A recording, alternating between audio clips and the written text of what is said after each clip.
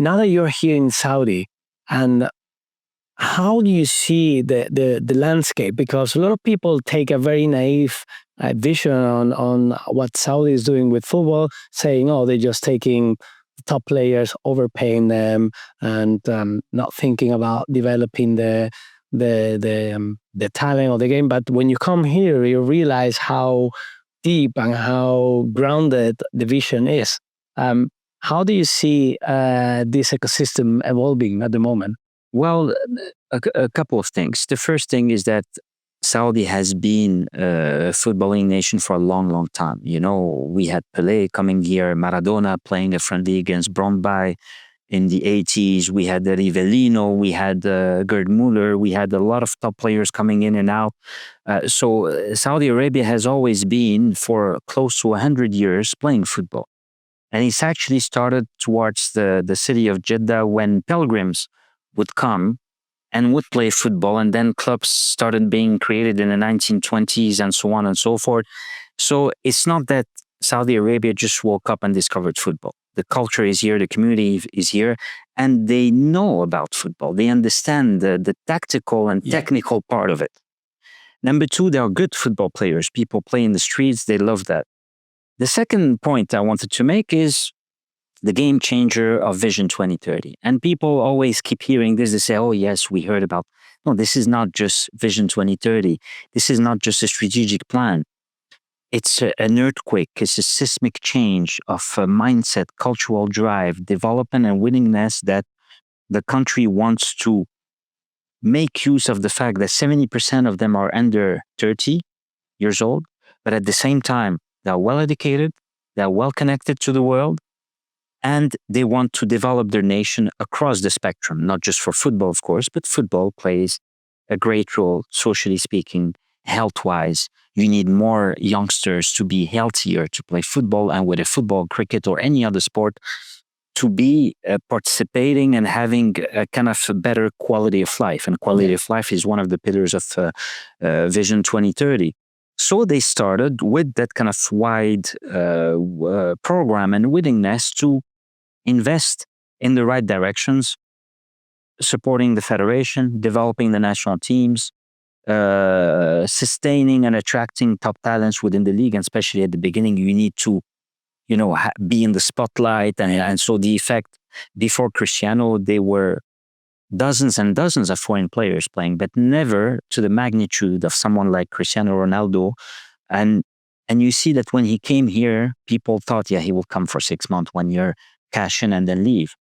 And he's one of the most amazing ambassadors of the country, because he's seen this is not a PR exercise. This is a willingness to transform a country and to use its forces and connect all of those different areas. And because they are also crazy about football, they want to go towards that direction. But today, they are already number one in Asia when it comes to the club's development, winning the Asian Champions League, being always present at the top level. They have today 5-6 clubs that are extremely competitive at the Super League, and others are also coming. So that league also is increasing. And you could notice that even in the narrative of how Western media cover the Saudi League, they are giving it more respect today.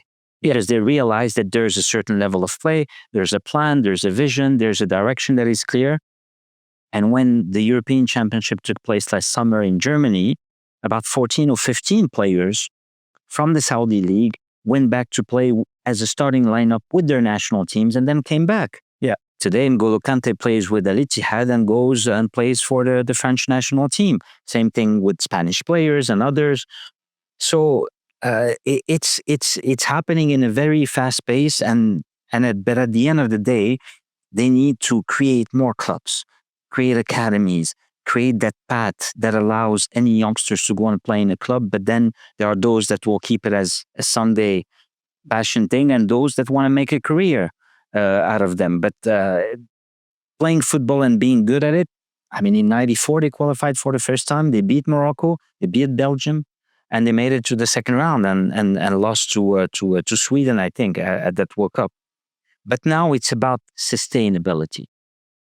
How far can you make it go on? How many matches needs to be played? The age categories, the girls, the women's football, which is a fantastic, inspiring story whereby it was not really developed just the last 6, 7, 8 years, and now they are booming with 4 or 5 different national teams, clubs being created, first division, second division, and most importantly, the girls are living their dream.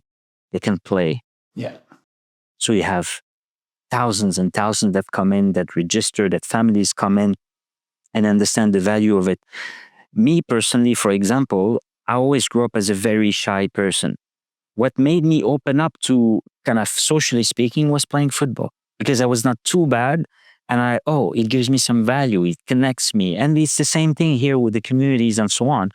So, but what is fascinating here is how the pyramid, from the vision and the government and the ministries and the federations and the academies and the clubs, everybody is very much aware of where they need to go. But of course, there are important challenges: coordinating, integrating each other, having a clear path and a clear Saudi way of doing things. How do you develop your academies? Because you have to understand the key characteristics of the Saudi players that are very different to a Thai player, to a Spanish player, or to a player from Nigeria. So there are processes and know-how that is universal, that is there to implement, and this is the kind of quality and methodology that you need to implement. But then you have to take into account how it fits with your culture, your identity, but also your physical attributes. So I think in quite a short period of time, they are doing quite well. And in that time as well, they are now hosting the Asian Cup in 27 and the World Cup in 34.